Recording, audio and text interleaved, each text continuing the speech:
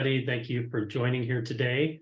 Thanks to our panelists, of course, for taking the time to spend with us here and talk about the role of RevOps in decreasing sales rep turnover. So before we get started, I'm going to have everybody just do a quick introduction for us here. So again, I'm Eliot, Offutt, Vice President of Implementation Onboarding at Forma.ai. So more on the tech side of things, I suppose, but looking forward to the discussion here today. And with that, Nabeil, I'll have you go first, then Tierney, then Colin. So yeah, thank you, Eliot. Thank you, Christina. My name is Nabeil Alazzam, founder and CEO of Forma.ai. I come from a background of management consulting on sales force effectiveness strategy and implementation of platforms to support the go-to-market function. And I'm very excited to discuss a topic today that's very relevant to a well-run sales organization, and excited to be on this panel with Tierney and Colin. So I'll pass it over to Tierney. Great. Hi, everyone. Nice to meet you. Tierney Didier. I work at LivePerson. I am the Senior Director of Sales Operations and Analytics. Previous to LivePerson, I was at Twilio and Salesforce. Excited to be here. Awesome. Thanks for having me on the panel. Hello, everyone. Happy Thursday. Colin, Specter, Vice President of Sales for Orum. I'm the head of sales for the business. Prior to Orum, was Director of Sales at Namely. So lots of experience, mostly with early stage businesses. So it sounds like you get a well-rounded experience here from Tierney, myself, and Nabeil, of course. So excited to participate. Orum is an AI-powered live conversation platform. So we're sales development type of solution and prospecting service as well. So thanks for having me. Absolutely. All right. Well, thank you all for participating here. And Colin, I'll give you a shout out. So you reposted the panel discussion here, and I love the quote you put up from Charlie Munger. Show me the incentives and I'll show you the outcome. Very, very fitting. So that was cool. Thanks for putting that out there. So we'll just go ahead and jump right in here.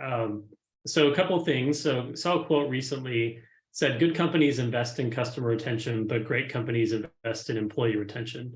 So it is a good quote because it really made me think about it for a bit. And I'm still contemplating if I 100% agree or not, but certainly there's a lot to that one. So we'll probably get into that topic a little bit today. And then a stat that we picked up on HubSpot recently that said, for the last 2 years, sales rep turnover has been around 35%. They get other data, I don't really know, but it seems like certainly believable statistics. So perhaps get into that a little bit today as well.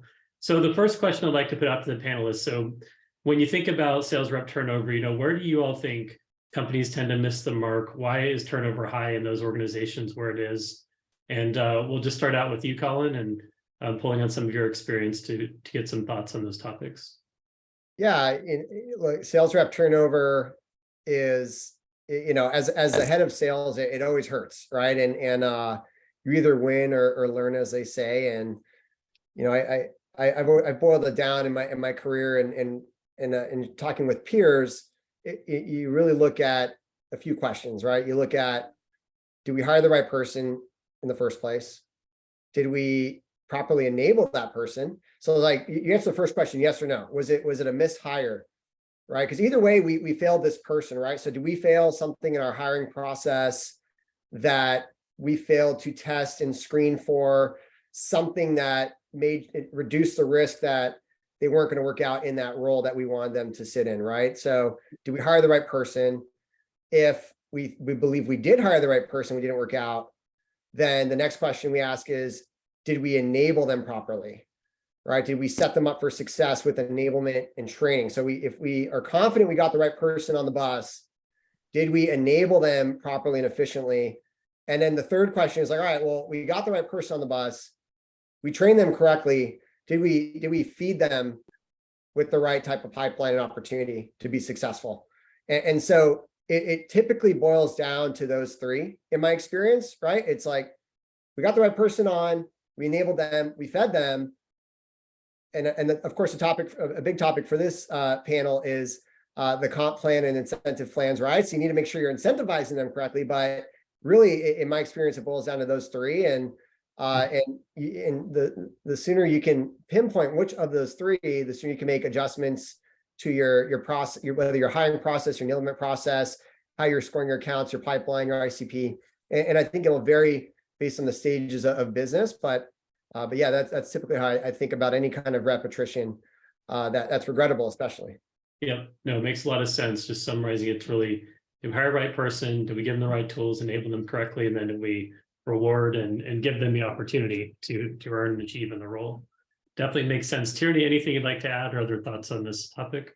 No, I really like what Colin said in terms of just taking time to reflect on that. I think that's also important to have a really tight feedback loop. So people on the operations side, like myself, can actually implement that feedback. Because it's more of an art and a science. There is that feedback that you get, and making sure that there are things that the company can improve on to retain employees. But also, what does the data say? What were they attaining at the rate that they should have for a new hire? And you can get specific in certain aspects of that. Was it primarily on new logo business or expansion business? Did they have the relationships? And so you can start to align the data based on some of those key things that Colin said. For sure. And then a related question, and Nabeil, if you want to jump in, of course, feel free. But on the same topic of retention, so do you ever think about or try to evaluate in your process, good attrition versus bad attrition? And what are some thoughts you might have on how you do that and go about making that distinction? I mean, I think so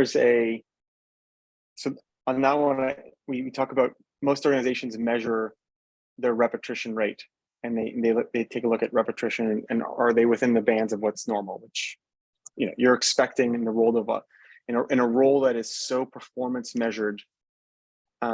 You do expect to be exiting and turning over the sales organization to kind of keep it at that high level of performance.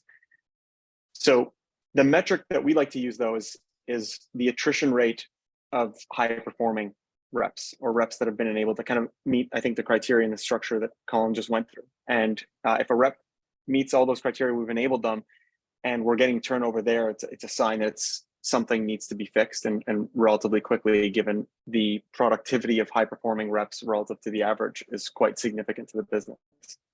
And so I would say good attrition would be defined as attrition of reps that don't meet that criteria. Ideally, we're not hiring reps, that, or sellers or individuals that don't fall in. But if you can get 100% hit rate on recruiting and hiring and sales, then that's a whole other product that you can make billions off of.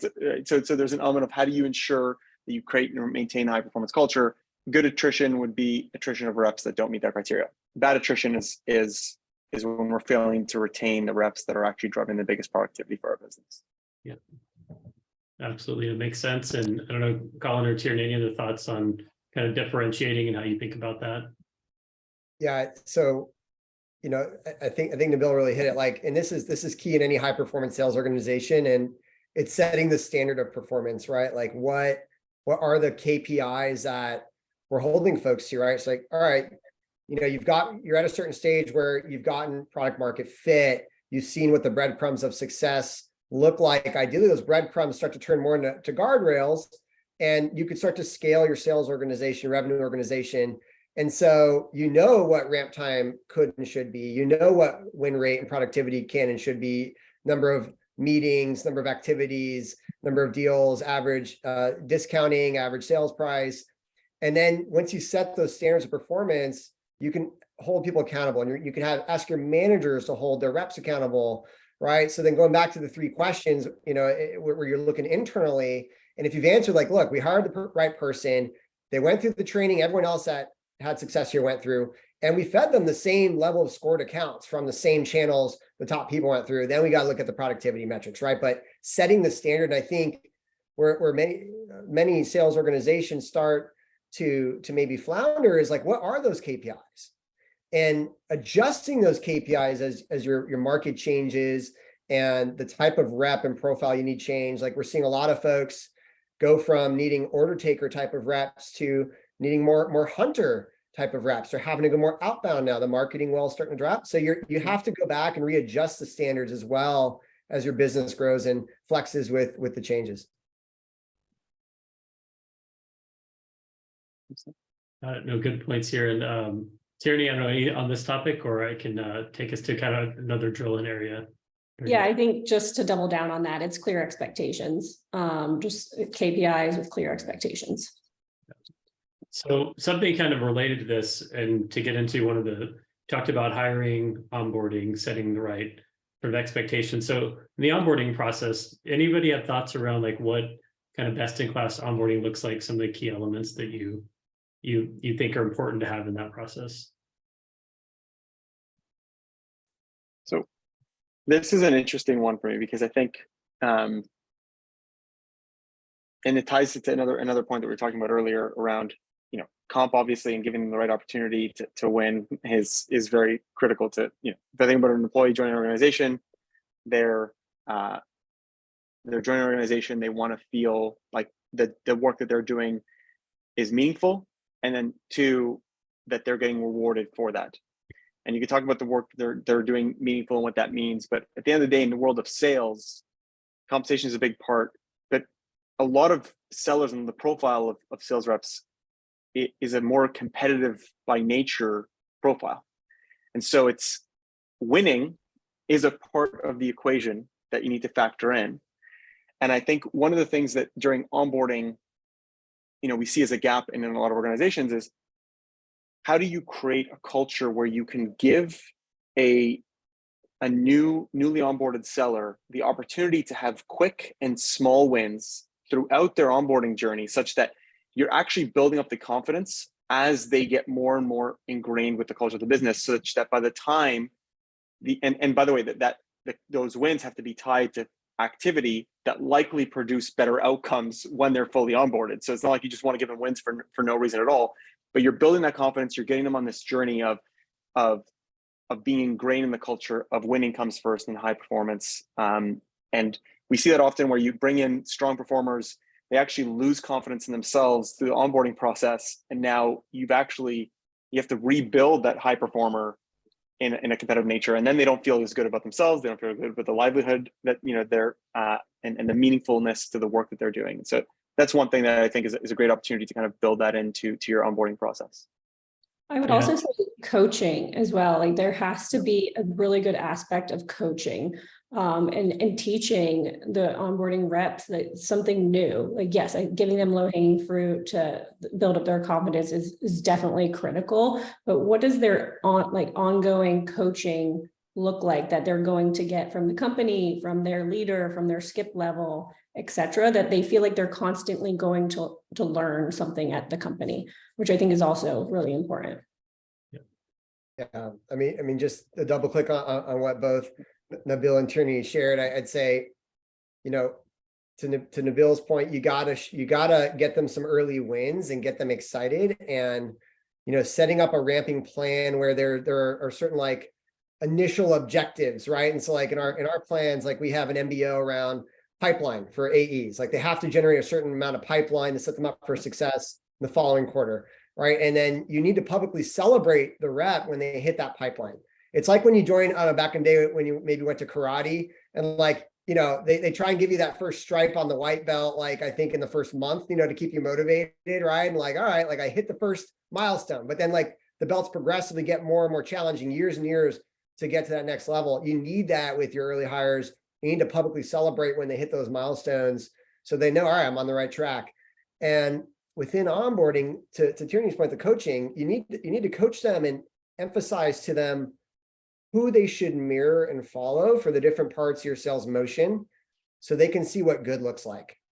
Because I've seen this mistake happen in sales orgs. If you don't intentionally point the rep of like who you should go to for coaching for cold calling, go to that person. For discovery, go to Ali. For mutual action plan, go to Sarah. You don't want maybe talk to John about negotiation, but you'll talk to John about cold calling and closing for next steps. And if the rep latches on to the wrong person for the wrong thing, they could start to develop mirror bad habits. So you have to be really intentional on who you're having them mirror and model for what good looks like in your sales motion. And it's typically not the same person for all things. So the more you can document that and make playlists of that, or just point them who to shadow, like in the org chart, the better off they are in their enablement as well. Got it. Yep. Makes a lot of sense. Yeah.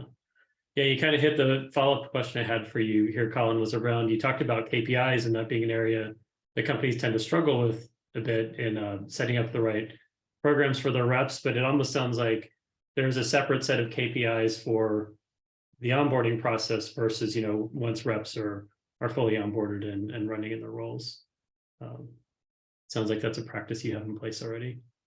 Yeah, as Tierney will tell you from the RevOps perspective, you got to know what the data is around your ramp, right? And maybe ramping within different segments, and what, like, reps who beat ramp, like, what does their book of business look like historically?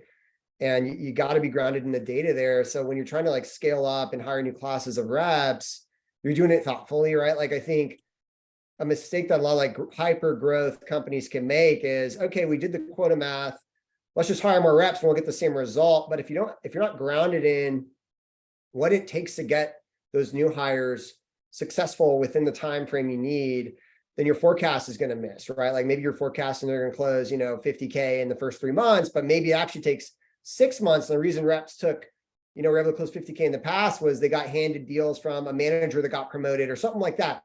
You have to look at all the variables of what it actually, the ingredients for rep to beat their ramp and onboard quickly. Yeah, so the kind of the dynamic nature of a rapidly growing business, especially. Yeah. One other thing I just want to layer on, again, from an operations standpoint, is even if there was a previous rep, is making sure that, and this kind of goes back to just making sure that they have low-hanging fruit, but that the previous information is documented somewhere where they can find it and get up to speed on their territory quickly, bringing account planning into Salesforce, making sure those aren't in stagnant hidden docs, and operationalizing the system that they can get everything they need and get caught up to speed pretty quickly on the relationships within accounts, their territory, etc. So making sure that is accessible for them to onboard and get ramped up quicker. Absolutely. That's maybe a good transition to the next area I wanted to kind of focus our attention on, was around optimizing, compensation and incentive plans, and particularly to start that discussion off around communicating, right? You touched on communication a little bit, another domain, ramping on accounts, but I don't know, Tierney, if you want to continue that thought, or maybe Nabeil, you have some thoughts here on just how you most effectively communicate comp plans, and particularly changes to comp plans to the field. Yeah, a lot in various ways. I mean, email, Slack, global comms, their leaders, office hours. I think it has to be a whole process in terms of planning is happening now.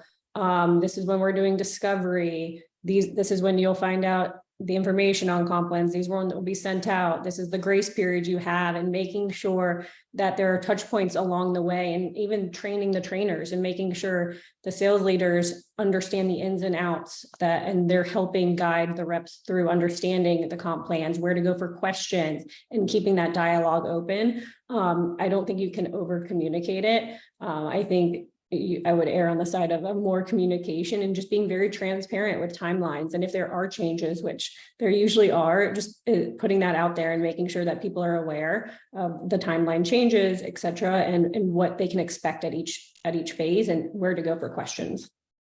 So over communicating, many channels, all of it. being clear about changes. Yeah, that certainly makes sense. Not so easy to execute on, but it definitely makes sense. Yes, I would have a detailed plan and know who's responsible for each layer of the comms. And I would say, like, the why behind the changes too, right? Like, why are we making changes now? And like, change can always rattle a sales rep. Like, if they feel like, you're moving their cheese, or, you're impacting their earning potential, like, it could rattle the cage, but context is key in helping your whole team and your people understand, like, why these changes are important for the business, and what it means for them personally, and how this is to help them win more and help the business win more, which helps them win more, is also key here. But yeah, I'll double click on over communication. Like, we're a 100% remote company, and you can't communicate enough. Like, you need to be sending smoke signals, Slacks, everything, to ensure, especially a process change or a comp plan change, a policy change, is heard and understood. Yeah. Oh, and I think you make a really, sorry. No, Go ahead.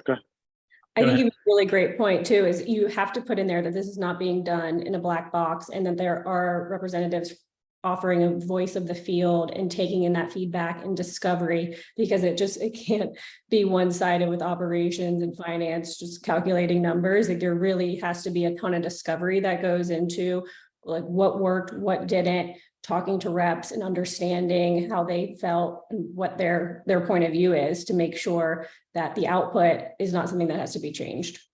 Yeah, and I kind of want to carry that topic a little bit further. So, and then we'll get to you, Nabeil, on motivating, I think, but let me have them close out here on this idea of communicating comp plans. So if you feel like you're doing all of this after a detailed plan, over communicating, et cetera, have kind of the case for a change, Colin, that you touched on briefly there. What do you do in your orgs to kind of validate that the communication is working, like that the reps are hearing, the changes or the updates and understanding how the plans work? Any strategies there that you use to measure? So I know when I've done this, there are multiple calls a week with different levels of involvement, and making sure that is always a part of the meeting. What is the feedback? What has been communicated? How are people perceiving it? And it's a little bit more, obviously, that's more anecdotal. And then obviously tracking who has signed them, who is not, what are outstanding, and then getting with those leaders to understand the whys, and making sure that you're getting the anecdotes, and then also looking at how, like, are these getting signed, et cetera. Yeah. Any thoughts on that? It looked like Understand absorption. 100%. Like I would say, like, with the change, what goalposts did we set and expect? Like, you need to have a key result, and a key result needs to be measurable. And like, what key result are we expecting to impact with this change? And like, maybe it's reduced discounting, right? And there's maybe a feature in the incentive plan that rewards the rep when they maintain a certain level of discount. Or maybe it's the business needs more cash flow. And so maybe there's a feature around incentivizing upfront payments. And so you to know that they actually understood the plan and that it is working, I'd say it's twofold there, right? If they understand the plan and that's working, are you making an impact? And what level of impact would you say signifies it's significant enough to say this was a success and people understood the plan and that it was the right lever to pull on, right? So just an example, you could say, hey, we want to increase upfront annual payments net 30 by 20%. Okay, great. That's a hard number. Let's look at last year. How many agreements do we have that were all cash upfront net 30? And what's 20% of that? Okay. And now we have a goal to set, and we can look at quarter to quarter from the date of the rollout, how we're impacting against that objective and the key result we want to achieve. Yeah, that makes a lot of sense. Very tangible, kind of measurable goals. Yeah, So, I think, Colin, just to like full loop that is like those all tie to the business goals, and then what are the behaviors that you want the reps to take, and making sure that aligns to the comp plan. So they all need to tie together, and that goes back to even what Colin said with explaining the why change, or these are the business goals. This is how we're structuring comp plans to drive those goals, and these are the behaviors that we expect to happen because of those. right. And then kind of taking the next step. So Nabeil, I'll come to you for this one. So we talked about, communicating the plans. Are the reps understanding the plans? How do we know if they're actually motivating the reps the right way? And I think you might have touched this a little bit, Colin, with your kind of measurement approach, but Nabeil, I want to get your thoughts on really understanding if they're driving the right behaviors and motivating the right way.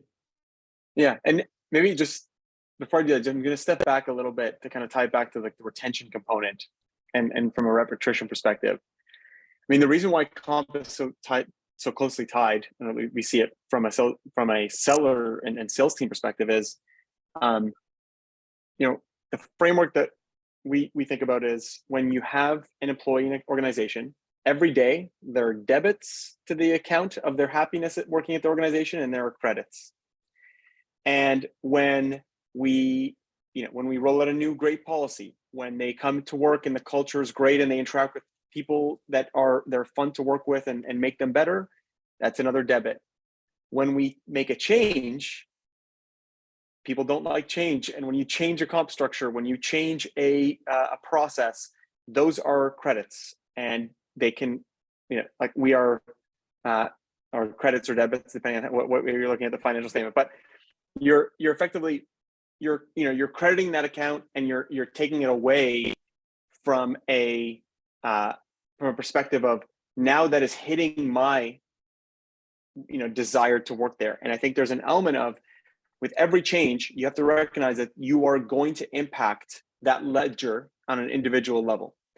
And so when we think about communicating change and communicating changes, whether it's process or comp, I 100% agree with Colin and Tierney that the more proactive we can be, and the more structured we can be in ensuring that change is as seamless and lacks the pain as possible, the less we're going to impact that account. And the problem with when you think about that balance or that ledger with that employee working at the organization, once it passes a certain threshold, once as an employee I have disconnected and I've lost trust with the organization past a certain point, it's past the point of recovery. Because when you've made the commitment that I'm going to apply somewhere else and I'm seeking a job somewhere else, it is very difficult. There's a lot of effort that has to go into recouping that employee to the same level of engagement that we had prior. And so when I think about, back to your point of like, how do we think about motivation? You want to create a plan that when it's put in the hands of the sellers, and we see the best reps take their plans and they basically are optimizing or strategizing their account plan and their yearly plan to maximize the earnings that they get from that plan. And the most motivating plans and the ones that tend, have the higher power of retaining our best talent are the ones where when a rep gets it and they think about how they're going to game that plan, it's a very clear line of sight to what they need to do to make their money. And that exact line of sight to what they need to make money is the objective behavior that we want to drive from the sellers. And then it produces the perfect outcome, because then the business is happy, they're happy. There's no hesitation on how they're going to get to their income. And so I think that's kind of high level the framework that I would think about. Yeah, no, Nabeil, I couldn't agree more. I think, as leaders, as an operations team, as executive team, it's easy to go, huddle in your group and come out with we're aligned, here's the plan, and then try and pour change onto your team. But Nabeil, to your point, like that could be, debiting away from the, withdrawing away from the rep's happiness, right? And so I think what Tierney mentioned before, the voice of the field is so important, right? And I think a lesson I've learned even from early in my career was you don't want to make changes in a vacuum, and you need to have. I'd recommend this for any revenue operations or executive in the room. Have the voice of the field present when you're making these decisions, even if it's simply for input. And even if you ultimately decide to go with whatever you're going to go with, if the voice of the field is heard and their voice was in the room and the feedback was felt, that when you go to roll the plan out, the concerns are addressed with the rollout. So I'd say like 2 points there, right? It's minimizing how many withdrawals you're taking from the team there, right? Because you have too many, you're going to get a disengaged person, whether it's sales or any other role in the business. And to Tierney's point from earlier, having that voice of the field represented, right? Like just at least as an input point in the decision committee, whoever that smaller committee is with the process change. So. Yeah, you can't forget the field, right? And make a decision in an ivory tower. Absolutely. Yeah. Right. Well, it's interesting. It's one thing to touch on that, because I think it's actually an interesting point connecting with something you said earlier, Colin, around like guiding people on who they can go to from a coaching perspective. And there's always, what we find is in a sales organization, there's always there's a few sellers that fully grasp the comp plan very early, very quickly. They're kind of like, they have that mindset of how to approach optimizing their comp for that year. And it's not a bad idea to kind of pull those individuals into the sales advisory council for the comp plan. And that's something we see commonly, right? You bring them into the loop. But to your point on like, can we actually inform the rest of our sales organization, hey, go to Sally, because she's actually great at taking the comp plan and incorporating it into her account strategy. And you might learn a few things of how to think about it for your territory. And that's something that it just clicked, as you said, I think it's a very, very important call out. That's great. And the grassroots approach, getting champions on board locally and bringing everybody else along. It helps so much. But you have all your detailed planning, Tierney. So yeah, that must be part of the plan, right? Oh, 100%. It would fail without. Like, it is so important to make sure it's not all top down. It really needs to be cohesive from voice of the field to leadership and deciding what we're going to do and what changes we're going to make and what are the benefits to the organization, to the reps, etc. And then yes, like helping them with reports, target lists, etc. on how to maximize their comp plans. Yeah, absolutely. So I want to span this into an area that's very closely related, but maybe some little bit different thoughts here. They've been kind of focused on the incentive plan or the comp plans, but expanding that out to thinking about developing territories and setting fair, equitable quotas. So I want to talk on that topic a little bit.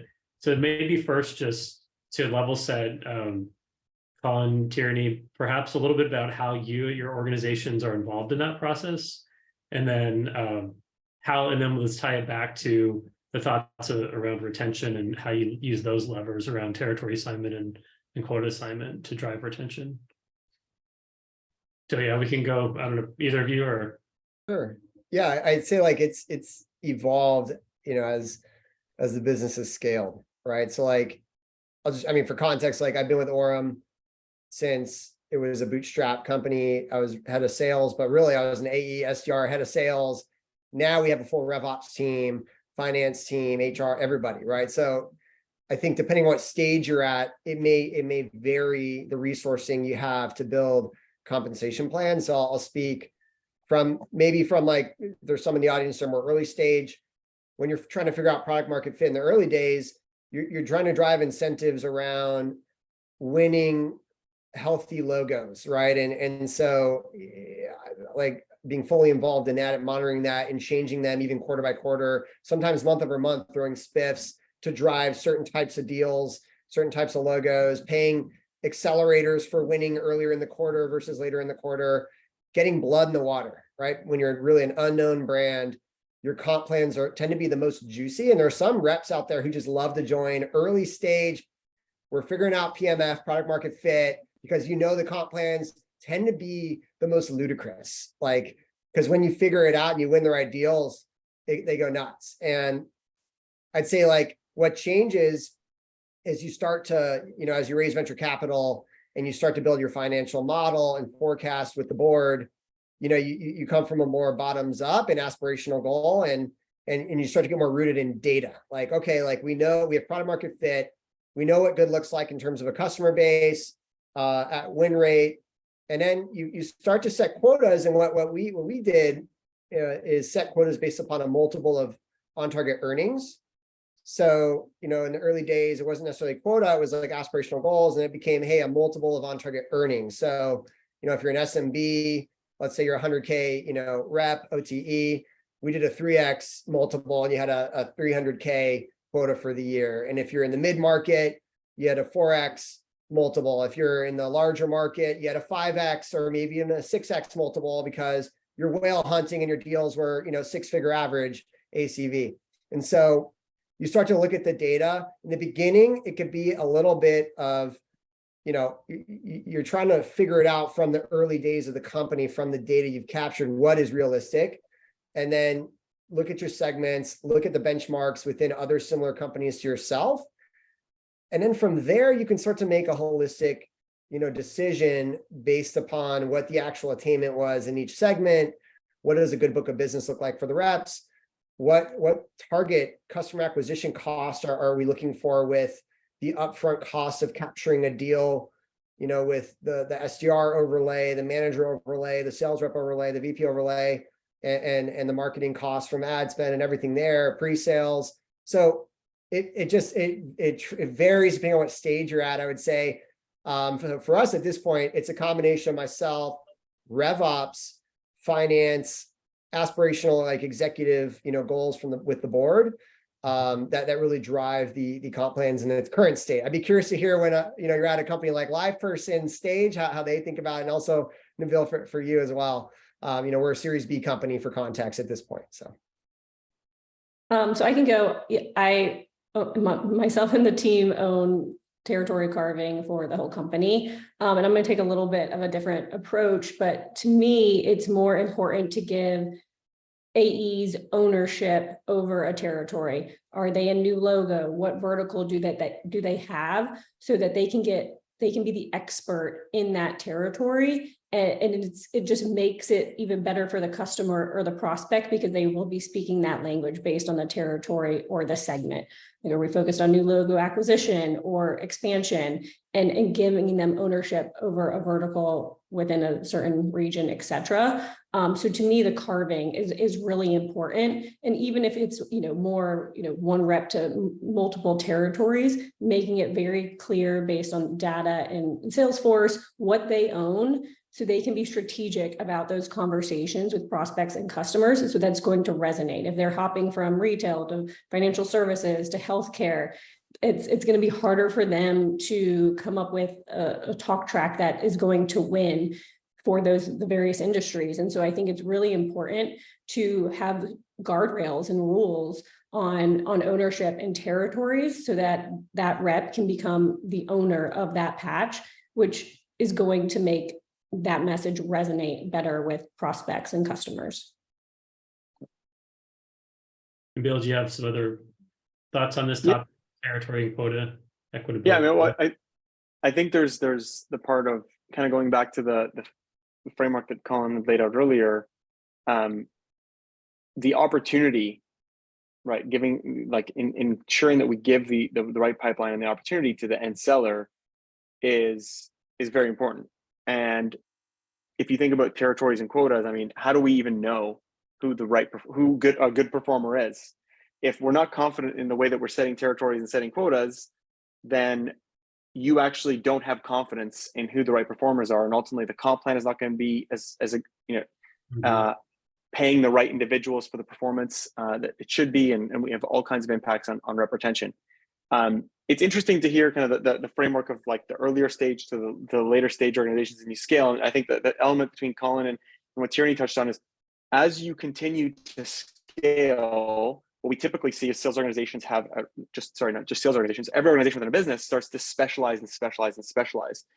And so as you have further specialization with scale, it is important to define what is the ownership piece that Tierney's mentioning. Is like, as we scale up to a level where a single territory can have 20 different selling roles touching customers within that organization, and these are, maybe it's organizations with 12 different business units or 12 different selling organizations that all touch similar customers. How do we actually think about that interaction and that complexity?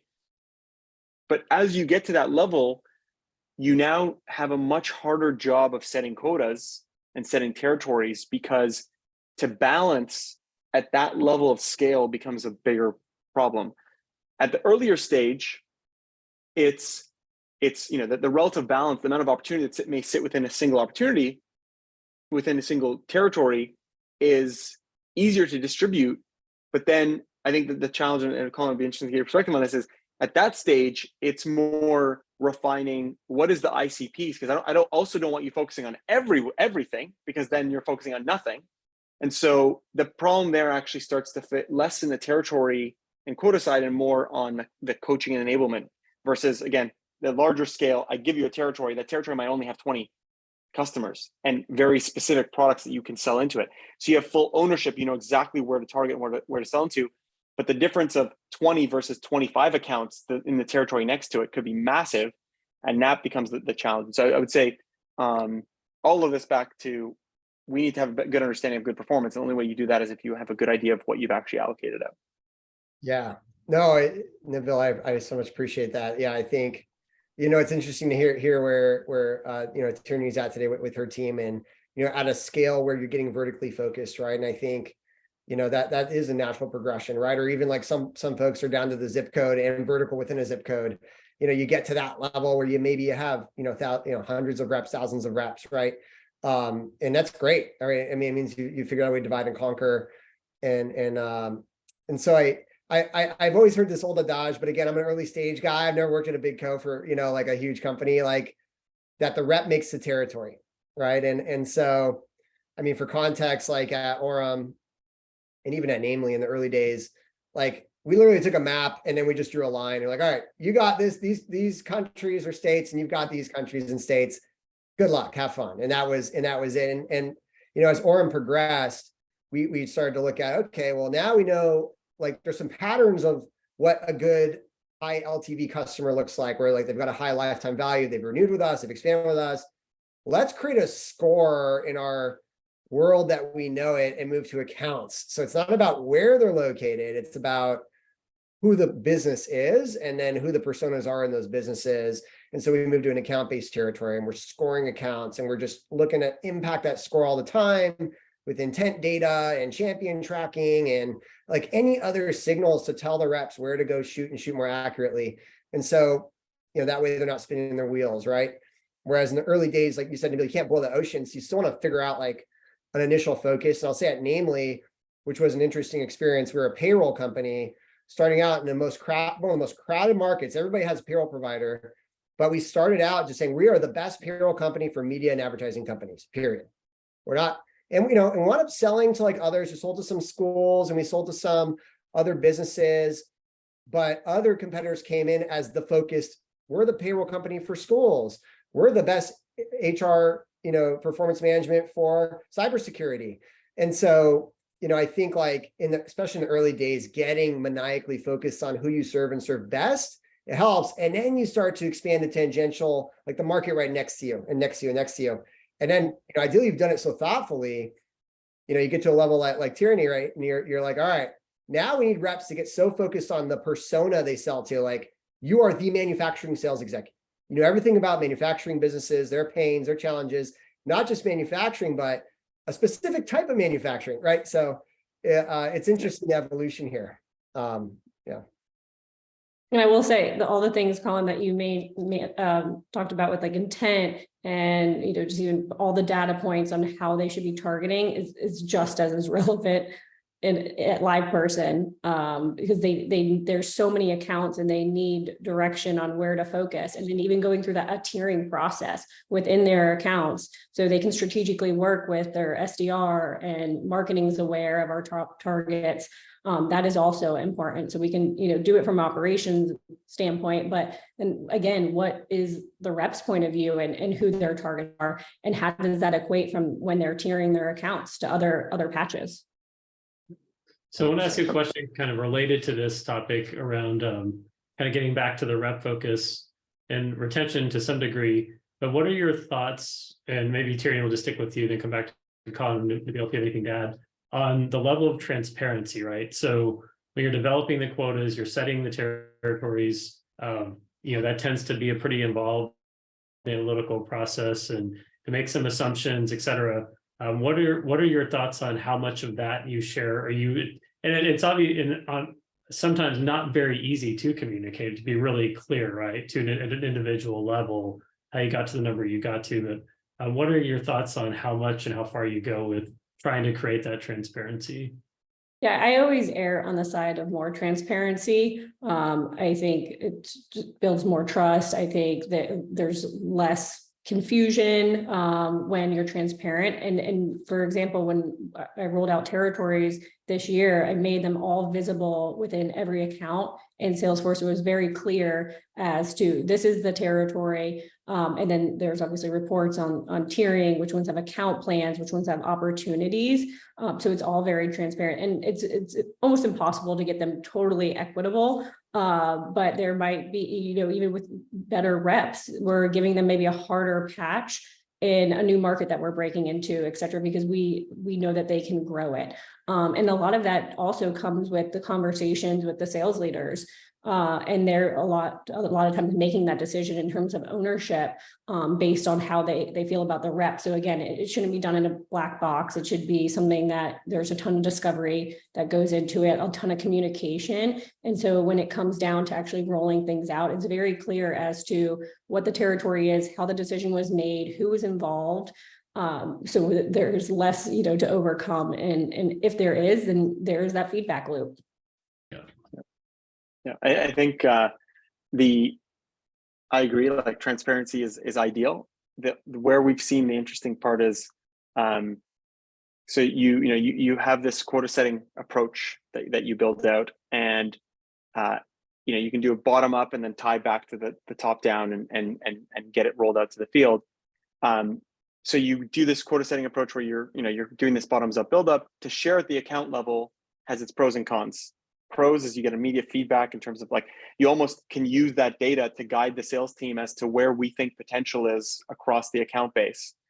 The cons are depending on the framework. And so I'll kind of give you an idea that the more analytical and the more data science we use in the quota setting process, and the larger the volume of the accounts, what we typically see is that you're optimizing not for the accuracy at any specific account when you're doing quota setting. You're optimizing for the accuracy and the equity and fairness in quota setting at the territory level. And so at that point, we can have a great outcome. And we've seen this. We can have this algorithm, which is effectively a black box. It's an optimization model, and you are clustering like accounts in a way that it's system generated. So then now when we produce that quota number at an account specific level, there could be a lot of biases. You can have an account that gets assigned a number that is that's an order of magnitude off of what it should be. But in aggregate, the quota setting process produces at a territory level very, very predictable quota. It's just like saying, your odds of winning this, hand in blackjack is 47%. Doesn't mean you're going to win it every single time. You could play 3 hands and still not win. But of course, there's an element of the framework that we would use is you can ideally communicate at the account level and get that rolled out. But I think to your point, Tierney, like the transparency is key. And so where we can't do it at the account level, we can't do it at that level, actually communicating the framework that we use to do the quota setting process. And this is how we go about doing this. And these are the assumptions we're using and baking in. This is why we're using these assumptions. And then this is how we're going to validate the outputs, because it's just as important as the framework and assumptions. And a lot of the times, I think that part is missed in terms of we rarely see actual reps and sellers truly understand the concept of fairness testing quotas. How do you know that my quotas are fair? Well, we've actually, taken the quota setting methodology, use historical data to produce outputs and ensure that it doesn't matter whether the size of the territory, doesn't matter the accounts you cover, the quota is aligned with what performance expectations are in the business. And I think getting the sales team to buy into that, back to the point of change is difficult and quotas are effectively a change every single year. And it's a really painful part of the process because it's a trust risk when you roll out a quota, and ultimately giving the transparency and getting the buy-in to the framework is we see critically important, back to Eliot's point of retention. And I was just going to double down on the retention piece too, is what are the business goals? If industry standard is 85% NRR, GRR, like what do we want as a company? And then how are we tying comp plans to that and setting clear expectations on growing the base and retaining customers? So Nabeil, I think, and for both Nabeil and Tierney, I think like totally aligned here. Like what framework was used for the quotas, right? And like we had a long period where we said, look, your quota is 10 times your base salary. You want more base, you're going to take on more quota. So you have an 80K base, you have an 800K quota. You have a 100K base, you have $1 million quota. Divide that by 4, there's your quarterly number. So the bigger quota, the longer it takes to get to accelerators.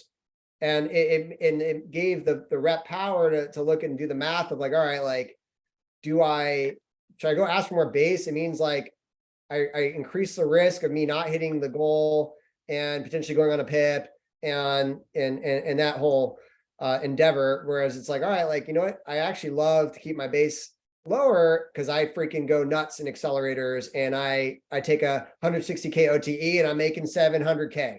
Right. And we've had reps that have done that, which is awesome. And it's rare, but that happens.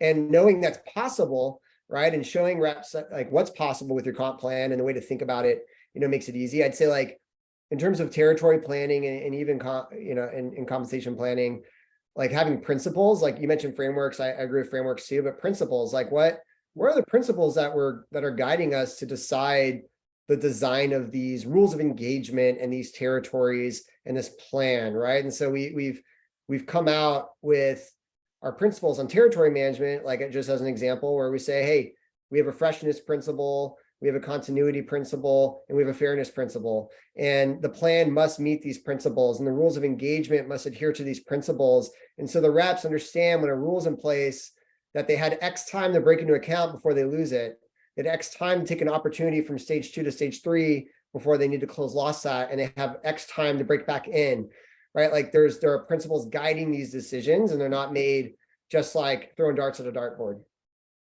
Yeah, great points. Really interesting your comment on the base to quota, just having a very straightforward kind of ratio there that the field org understands.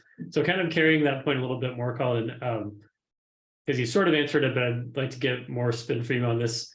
So what are your thoughts on, getting feedback from the reps or perhaps, first line managers they work with on the quota setting process and the territory design process? Like how much do you incorporate or see that as a critical part of the process? Oh, I mean, I think it goes back to before what Tierney was bringing in is the voice of the field is super key. Right? You need your people motivated and excited. And like, I've seen it where if you roll out a plan that like has a big change and the reaction like could be super demotivating, right? And the worst thing you can do, which is demotivate your revenue people. That is by far the worst thing you can do. And a lot of companies, they get in their own way with certain policy changes, process changes, right? And I was taught this by one of my RevOps executives back at Namely. He had an expression. It was storming, norming, performing. And when you roll out a new change, new plan, new process, hey, we're no longer selling the deals under 10K or 50K, whatever it is. It feels stormy in the beginning, and there's always a reaction. People are yelling at each other, and they're fighting, and they're like, I can't believe it. And he said, you give it about 10 business days, 2 weeks, and then it normalizes. And then you really look without the emotion objectively at the plan. And then once the plan is settled, maybe there's some refinement there, then it can perform. So it goes through phasing of storm. It's stormy. Any change can feel stormy. It normalizes, and then you can start to perform. Like that a lot. Certainly applicable. Yeah, I like the 10-day grace period. Yeah. Well, you may need to shorten it sometimes depending on the rollout, but just go out of office for those 10 days. Be patient with this change. It might feel like an abrupt change. Here's the context. Here's the why. We'll look at it if we need to adjust, but give yourself some buffer there. Yeah. Yeah. And like, it's okay. Like an exception process should be baked in because there will be exceptions, and there needs to be a way to manage those. Then who is a part of, making decisions on those exceptions? Hopefully they're not the norm, but having a process in place. Yeah, you adjust some of the millimeters because then you don't know what variable is really impacting the plan. Like you're doing too much at once. Like, oh, like the reps are up in arms. Well, okay, what are the up in arms about? Let's actually show them the data of why this change is made. Let's give it a chance for them to get some of those new type of deals to show how it's going to impact their ability to hit that new quota. Yep. Give it time to settle. Okay. Yeah, So calculators, like providing calculators too, or I've seen those utilized quite a bit. Great call out. Yeah. all right, so I will apologize because I sort of lost track of time a little bit. We only have a few minutes left. So there's one area you kind of just bridged us in there, Colin. So I want to pivot us to quickly before we wrap the session. So specifically, it's how do we use data to coach reps, but perhaps a little bit through that lens of how do you use it to also help drive retention and understanding of how the reps performing and tracking beyond, of course, just the obvious attainment to quota, but other data perhaps you use in that coaching process. And we can wrap up on this. We just have a few minutes here at the top of the hour. So Tierney, I'll go to you first. I assume your org has ample data to work with, and then how do you bring it down to the field? We do. I am actually very impressed with the data that we have, but it's not even about the data. It's about the level of the data. What data do sales leaders need to manage their team and hold them accountable? And then trickling down at the rep level, like what data do they need to attain their numbers and to track their numbers, and making sure that they have the resources to do so. More often than not, I find that sometimes they don't know the expectations or how to see what is moving, if there's other opportunities that they're not aware of. And so making sure that there is a consolidated view that is the standard, and it's not, there's just not Salesforce reports stood up just randomly, but there is a global view that they can look to see how they're attaining to their quota, to their renewals, the opportunities in their name, to make sure not only are they progressing these, but they're keeping the data clean and their opportunities clean, and tiering their accounts, creating account plans, and that they have all of that in a view that makes sense to them. And then same at the leader level is just elevating that. And then again, elevating that for executive calls and readouts and performance, et cetera. Yeah, so it sounds a lot of it's around consistency and standards, so everybody can kind of be reading from the same playbook, if you will. I think it's really important to have just a standard, so that things aren't lost. Yeah, Colin, any closing thoughts on leveraging data to motivate and retain? Yeah, I think, when you set a goal and a key result, some sort of spiff contest, whatever you're trying to measure, and you gotta bring it up. And like, it's a reminder to I'm saying this out loud to myself, we ran this contest. It's like, you got to bring up the data of how you're tracking there as often as possible. I'm gonna go write a Slack message out here after this, but guys, this is who's, repping the quarter so far, who's tracking on these. You need to be grounded in the data and remind folks and point them and over communicate to I think how we started this session of how you're tracking against that data. Absolutely. It's critical for keeping people motivated and retained and happy and excited. Celebrating the wins frequently. Yes, publicly and frequently. Yes. All right, Nabeil, I'll give it to you. Got about a minute or so here to go. Thoughts on data or anything else we touched on that you want to help us close out with here on rep retention?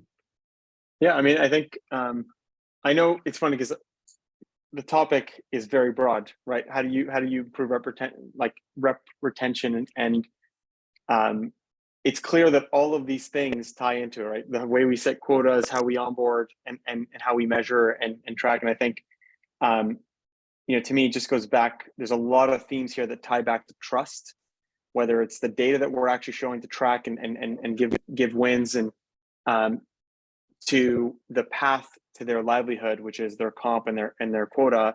But then it comes back to, do we have a good idea of who the best performers are? And are we confident in that?